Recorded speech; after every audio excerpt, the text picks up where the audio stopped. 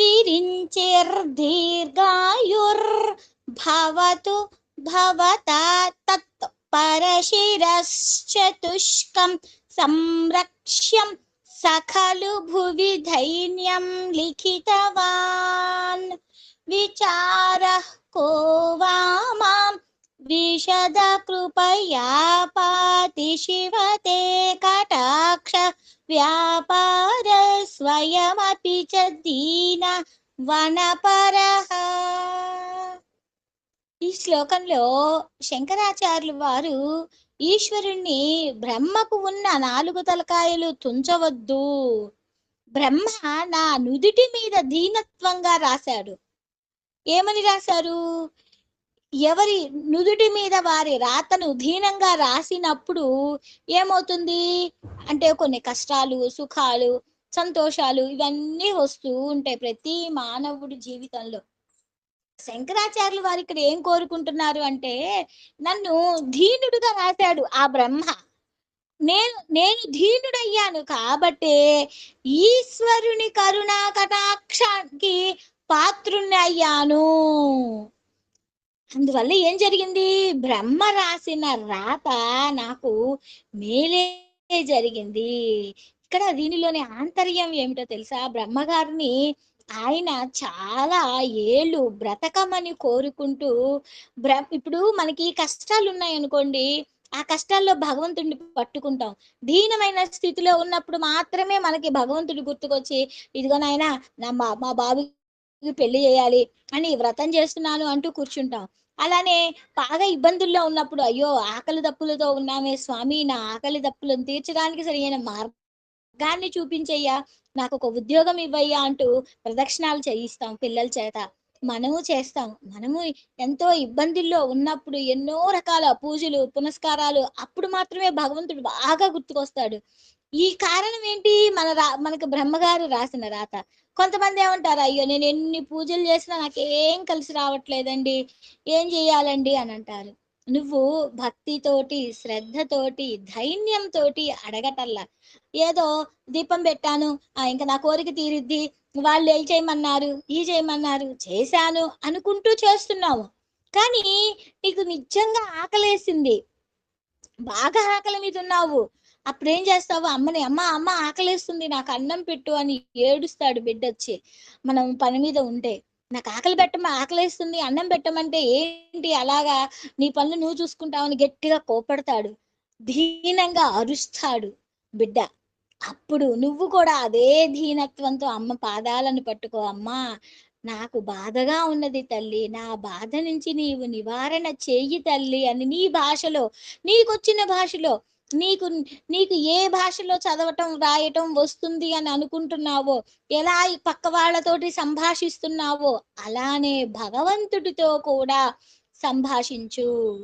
తప్ప అది అంటే కాదు, తప్పేమీ కాదు, అసలు తప్పే కాదు. భగవంతుడితోటి మాట్లాడటం అనేది ఒక చక్కటి ఆత్మీయ బంధంతో కూడింది.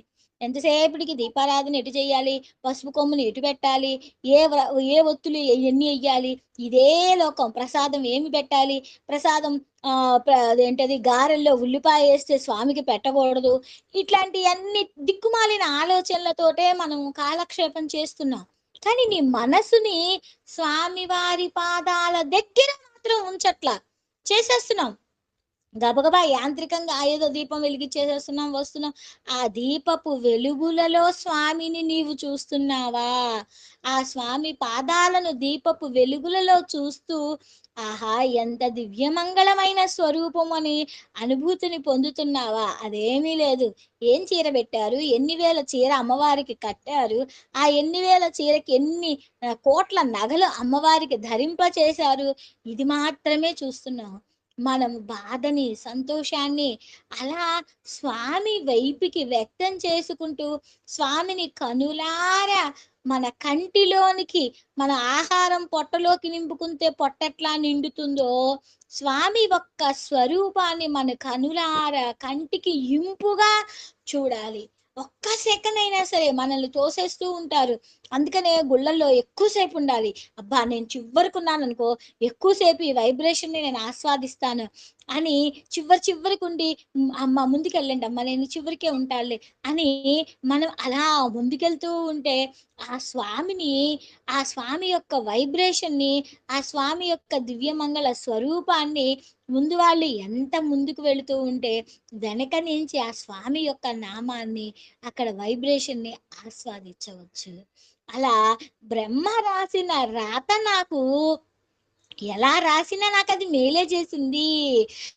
ఎందుకంటే నిన్ను వేడుకుంటున్నాను, నేను దీనత్వంలో ఉన్నాను కాబట్టి నిన్ను వేడుకుంటున్నాను అంటూ బ్రహ్మగారి రాసిన అలా దానిని నిందించకుండా ఏమంటున్నారు, బ్రహ్మ ఇంకా చిరాయువై ఉండుగాక అంటూ కోరుకుంటున్నారు ఈ 16వ శ్లోకంలో.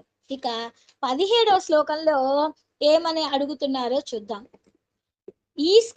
తనకి ఈశ్వరుడి యొక్క సాక్షాత్కారం లభించిందంట, పాదదర్శనమే కష్టంగా ఉందంట ఈ శ్లోకంలో చెప్తూ ఉన్నారు. మరి ఈశ్వరుడు దర్శనం జరిగింది, పాద దర్శనం జరగలేదు, ఏమిటి దీనిలోని అర్థం? అసలు ఆ శ్లోకం ఏం చెప్తున్నారో చూద్దాం. ఫలాద్వా పుణ్యానాం మయి కరుణయా వా త్వయి విభో ప్రసన్నేపి స్వామిన్ భవతమల పాదాబ్జయుగళం కథం పశ్యేయం మాం స్థగయతి నమస్సం భ్రమజుషాం నిలింపానాం శ్రేణిర్ నిజ కనక మాణిక్యమకుటైః. స్వామి, నేను చేసిన పూర్వ పుణ్య ఫలితం వల్ల నా తలలో ఒక రాత రాసావు. నీ దయతోటి, నాయందు అనుగ్రహంతో నేను నీ యొక్క దర్శనానికి లభించింది.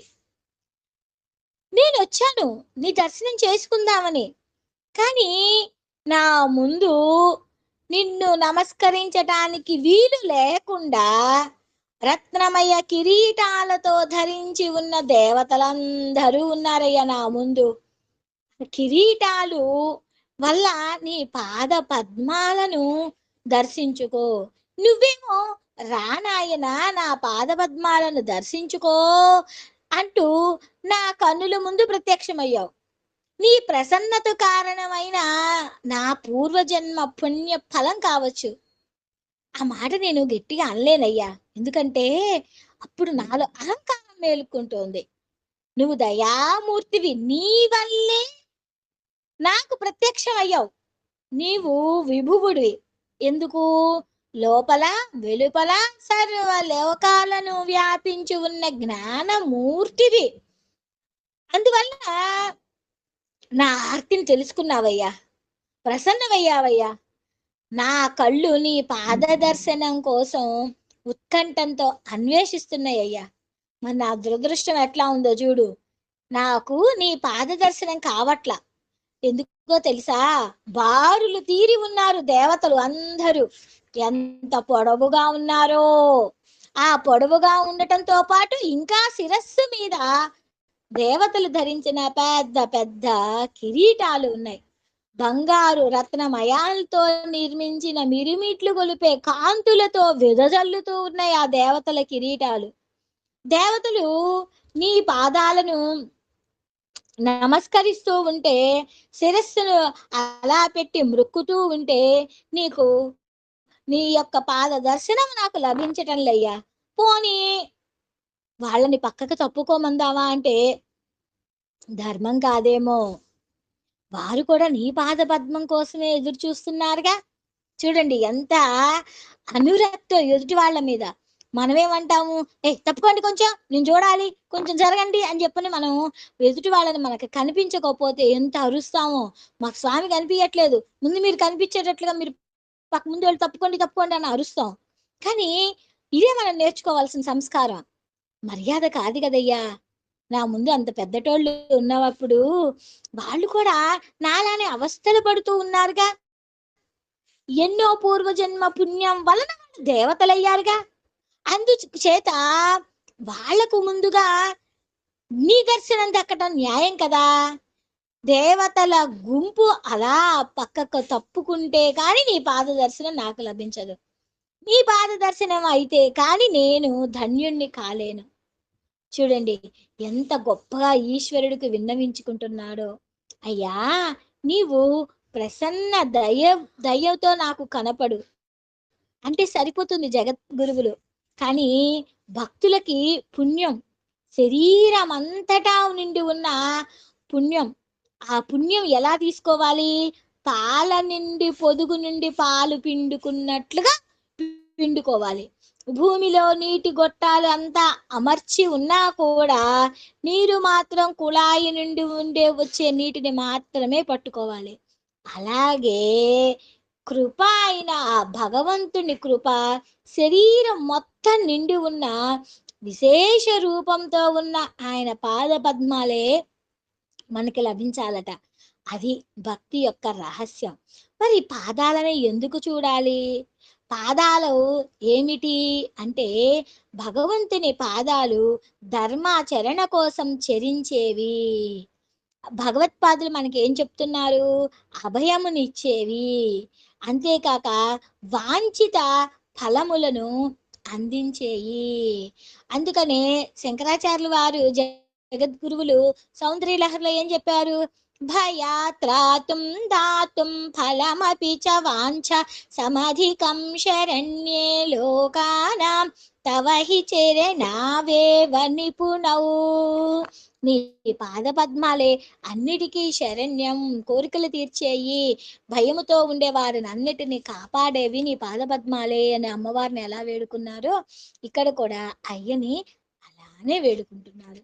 ఫలాద్వా పుణ్యానా మయి కరుణయావాత్వయి విభో ప్రసన్నేపి స్వామిన్ భవదమల పాదాబ్జయుగళం కథం పశ్యేయం మాం స్థగయతి నమస్సం భ్రమజుషాం నిలింపానాం శ్రేణిర్నిజ కనక మాణిక్యమకుటైః.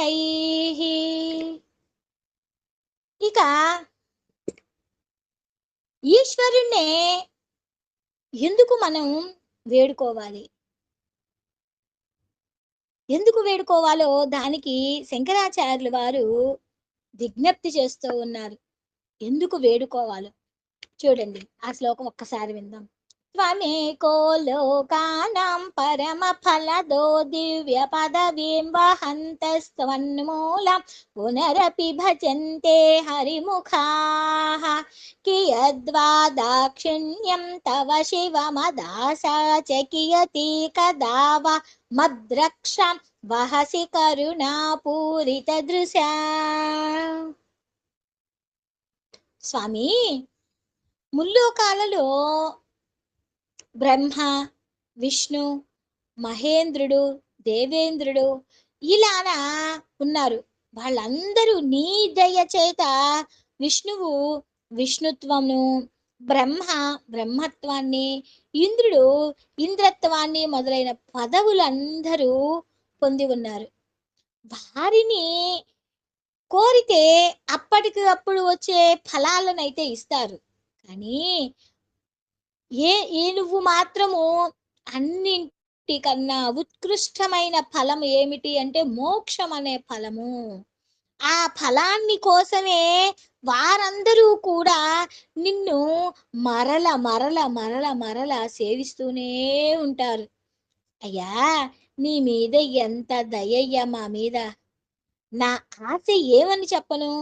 నీ సంపూర్ణ కటాక్షంతో నాలో ఉండే అహంకారాన్ని పోగొట్టి నాకు శాశ్వతమైన మోక్షాన్ని ఇవ్వు. ఎప్పుడు నా రక్షణ భాగ్యం మొత్తము నీదే, నన్ను రక్షించే వాడివి నీవే. మద్రక్ష, నా రక్షణను నీవే చూసుకో, నన్ను మోక్షం వైపుకి తీసుకువెళ్ళు స్వామి అంటూ సంపూర్ణమైన కరుణతోటి నీ యొక్క చూపు నాకు సంపూర్ణంగా ఉండాలి అని ఈ శ్లోకంలో ఆచార్యులు వారు కోరుకుంటున్నారు.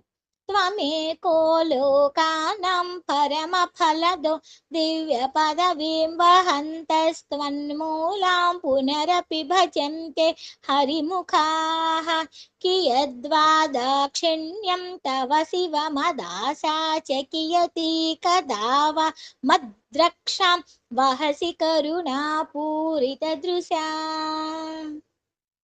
ఇంకా ఏం కోరుకుంటున్నారో చూడు 19వ శ్లోకంలో.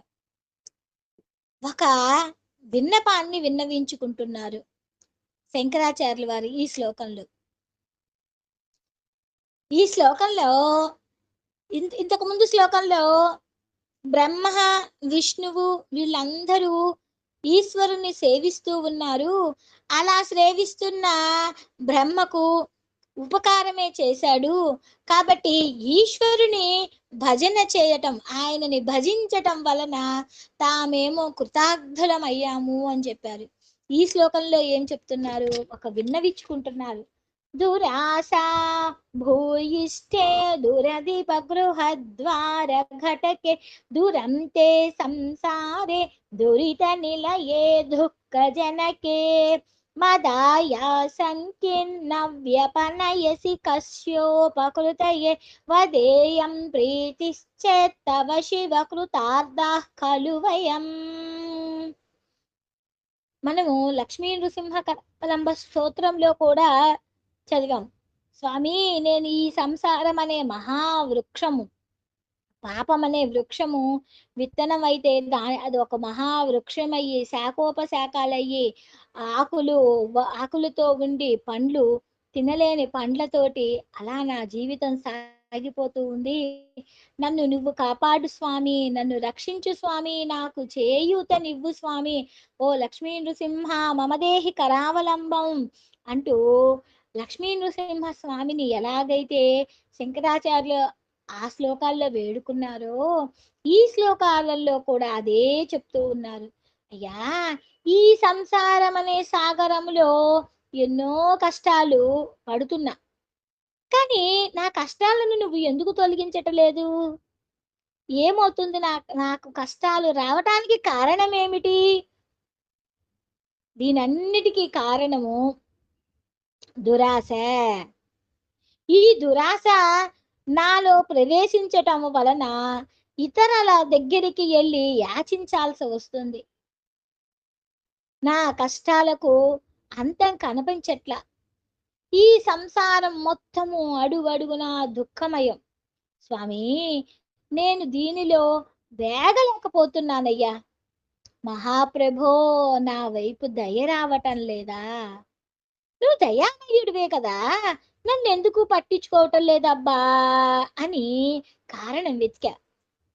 అప్పుడు అర్థమైంది, నాకు నా సంసారాన్ని తొలగిస్తే మరో భక్తుడైన వాడు బ్రహ్మను నీవు ఇబ్బంది పెట్టాల్సి వస్తుంది. అందుకోసం అని చెప్పని నీవు నాకు సహాయం చేయటం లేదు. బ్రహ్మగారు కూడా నీ భక్తుడే కదా, ఆయన నా నుదుట చిక్కులతో కూడుకున్న జనన మరణ రూపమైన సంసార యానాన్ని అనుభవించాలనే రాశాడు. నువ్వు మరి ఆ సంసార భారాన్ని తొలగిస్తే బ్రహ్మగారి ముఖం చిన్నబోతుందేమో, బ్రహ్మరాతకు నీ చేత భిన్నంగా ఉంటే బ్రహ్మగారు బాధపడతారేమో. అందుకోసమని నా కష్టాలకు నన్ను వదిలేశావా? నీతోటి నేను ప్రీతికరంగా ఏమని మాట్లాడను ఈశ్వరా. ఇలా మాట్లాడటం వల్ల కూడా కృతజ్ఞుణ్ణయ్యాను. బ్రహ్మగారు నిన్ను ఎంతో శ్రద్ధగా ఆరాధించాడు. నీ అనుగ్రహాన్ని పొందాడు. నీకు బ్రహ్మగారి మీద ఎంతో ప్రేమ ఉంది. ఈ విషయం తెలిసిన మాలాంటి వాళ్ళము బ్రహ్మగారిని మించిన భక్తితోటి నిష్ఠగా నిరంతరము నీ ప్రీతి కోసమే నిన్ను అర్పిస్తున్నాము. ఆ సేవా తత్పరతో మాకు ఇతర విషయాలు ఏమీ దృష్టికి రావు. సంసార కష్టాలు దూరం అవుతాయి. సంసారం అనేది నామరూపాలు లేకుండా నాశనం అవుతుంది. మేము నీ ఆనంద వీధిలో విహారంలో అలా తేలియాడుతూ ఉంటాము. నీవేమో భక్తి కామధేనువు. ఇంతకంటే కృతార్థత మాకేం కావాలి? అందుకోసం అని చెప్పని నీవేమో భక్త వత్సలుడివి. నీ వాత్సల్యాన్ని పెట్టిన ఈ సంసారం అనే పటుత్వం నుంచి గట్టెక్కుతాము. అందుకని నీవు మాకు భయం లేదు అని చెప్పి శంకరుడు శంకరాచార్యులు వారు శంకరులకి ముందు కాళ్ళగానే ఒక బంధం వేశాడు. ఏమంటున్నారు? ఈ సంసారానేది దురాశ భూయిష్టమని, దుఃఖమని. అయితే సంసారం దేనికి? దురాశ. ఈ దురాశే దుఃఖానికి చేటు. ఈ దురాశతోటే నీచులైన ప్రభువుల దగ్గర కాళ్ళ వేళ పడి యాచించాల్సి వస్తుంది. అందుకని ఈ సంసారం నుంచి, దుష్ట ప్రభువుల నుంచి మందిరాలలో కూర్చోబెడుతోంది. ఆశకు దాసులం అయిపోతున్నాము. సర్వలోకానికి వారు దాసులైతే ఆశకు దాసులమయ్యి వారి దగ్గర మేము నిలబడుతున్నాము. అందుకోసమని మమ్మల్ని బ్రహ్మవలే శంకరులు కూడా ఈశ్వరుని యొక్క ప్రేమతోటే పాత్రులు అవ్వాలి అని కోరుకుంటూ శంకరాచార్యుల వారు ఈ శ్లోకంలో అందంగా ఒక్కొక్క శ్లోకము ఒక్కొక్క అద్భుతమైన భావంతో కూడింది. ఆ శ్లోకాన్ని మననం చేసుకుంటూ శంకరులని పాదపద్మాలని, ఈశ్వరుడిని పాదపద్మాలని శంకరాచార్యులు వారు చదువుతున్నట్లుగా మనము కూడా ఆ శంకరాచార్యులు పక్కనే మనం పీఠం వేసుకొని ఆయన ఎలా ఆ స్వామిని దర్శించాలి అని కోరుకుంటున్నామో ఆయన ఆ గురువు గారి పక్కనే మనము కూర్చొని అలా చదువుతూ శంకరులను చూస్తూ ఈశ్వరుడి పాదపద్మాలను చేకూరుతూ బ్రహ్మ యొక్క రాతను కూడా మనకి పాజిటివ్గా తీసుకునేటట్లుగా మనము ఆలోచించుకుంటూ చదువుతూ ఉంటే ఇక ఆయన ఎంత చెడ్డ రాత రాస్తే ఏమిటి మనకి? ఈశ్వరుడి పాదపద్మాలు నాకు ఉండంగా అనే ఒక ధైర్యం ఇచ్చే గురువు పక్కన ఉంటే ఇక భయం ఏమిటి అన్నట్లుగా ప్రతి ఒక్కళ్ళు కూడా అలా ఉండాలి. దురాశా భూయిష్టే దురధిప గృహద్వార ఘటకే దురంతే సంసారే దురిత నిలయే దుఃఖ జనకే మదాయా సంకిన్న వ్యపనయసి కస్యోపకృతయే వదేయం ప్రీతిశ్చేత్తవ శివ కృతార్థః ఖలు వయం. ఇక మనస్సు అనేది ఎలా ఉంటుంది? హృదయం అనేది ఎలా ఉంటుంది? ఆ హృదయాన్ని భగవంతుడి దగ్గరకి ఎలా ఆధీనం చేసుకోవాలో చెప్తున్నారు. సదా మోహాటవ్యాంచరతి యువతీనాం కుచగిరౌ నటత్యాసా శాఖ స్వఠతి ఝటితి స్వైరమభితః కపాలిన్ భిక్షో మే హృదయ కపిమత్యంత దృఢం భక్త్యా బద్ధ్వా శివ భవదధీనం కురు విభో. శివ, నా హృదయం అనేది ఒక మర్కటం. అది ఎప్పుడు ఏం చేస్తుంది? మోహం అనే అడవిలో సంచరిస్తుంది. అది జవ్వనుల స్థన పర్వతాలపై నాట్యం చేస్తూ ఉంటుంది. ఆశలనే కొమ్మల పైన వేగంగా సంచరిస్తూ ఉంది. కోతి, మర్కటం అంటే కోతి. అంటే నా హృదయం అనే కోతి, నీవు ఆది భిక్షువు కదా. ఆది భిక్షువు అంటే చిప్ప చేత్తో పట్టుకొని ఇంటింటికి వెళ్ళి భిక్షము అడుగుతావు కదా. అందుకోసమని నీవు దృఢంగా భక్తితో బంధించి నన్ను నీ స్వాధీనం చేసుకో. ఎందుకు? నా మనస్సు అనేది కోతిలాగా ఉంటుంది. అది స్థిరత్వం లేకుండా అటు ఇటు తిరుగుతూ ఉంటుంది. దానికి ఏం చేస్తావు? భక్తి భరితం చేసి నీ ఆధీనం చేసుకో. నీవు ఆది భిక్షువు కదా. నీ చేతిలో, బ్రహ్మ చేతిలో నీ పుర్రె ఉంటుంది కదా. దానికి తోడు నా మనస్సు అనే కోతిని నీతో తిప్పుకుంటూ ఉంటే, ఇప్పుడు కోతి కోతిని తీసుకొచ్చి ఎవరైనా ఆడిస్తూ ఉన్నారు అనుకోండి, వాళ్ళకి మనం ఆ కోతి యొక్క చేష్టలను చూసి వాళ్ళకి భిక్ష కానీ డబ్బులు కానీ ఎక్కువ ఇస్తాం. శంకరులు అదే కోరుకుంటున్నారు. నా మనస్సు అనే కోతిని నీ నీ వైపుకు తిప్పుకో, అది చక్కగా ఆడుతుంది, నీకప్పుడు భిక్ష బాగా లభిస్తుంది. నీ నాకేమో నీ సాన్నిధ్యం లభిస్తుంది. ఎంత చక్కటి కోరికో చూడండి.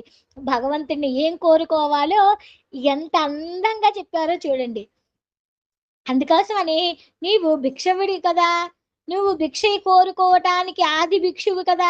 బ్రహ్మ కపాలం పట్టుకొని తిరుగుతావు కదా! అందుకోసమని నా మనస్సు అనే కోతిని నువ్వు తీసుకొని తిప్పు. నాకేమో నా మనస్సు నీ దగ్గర ఉంటుంది. నా మనస్సు అనే కోతి చక్కగా ఆడుతుంది. నీకు భిక్ష లభిస్తుంది. ఉభయ కుశలోపరి. నీకు నాకు మంచిది. నేను నీ చెంతే ఉంటాను. నీకు భిక్ష ఎక్కువొస్తుంది. నాకు చక్కగా ఉంటుంది. అంటే మంచి మార్గంలోకి స్వామి దగ్గరికి ఎలా చేరుకోవాలో ఎంత అందంగా అడగటం అనేది శంకరాచార్యుల వారికే చెల్లింది, ఇంకెవ్వరికీ రాదు. సదా మోహాటవ్యాం చరతి యువతీనాం కుచగిరౌ నటత్యా సా శాఖ స్వఠతి झटिति स्वैरमभितः कपालिन् भिक्षोम्य हृदय कपिमत्यन्त चपलं दृढं भक्त्या बद्ध्वा शिव भवदधीनं कुरु विभो। हर हर शंभो गिरिजा बंधो शिव शिव शंकर भूतपते गिरिज महापज्जलधे तस्मान् उद्धर दीन कृपा जलधे शंकर शिवा शंभो महादेव शंकर शिवा। हर नमः पार्वतीपते हर हर महादेव शंभो शंकर ఏడుకొండలవాడ వెంకటరమణ గోవింద గోవింద సర్వం జగదాంబ పాదారవిందార్పణమస్తు।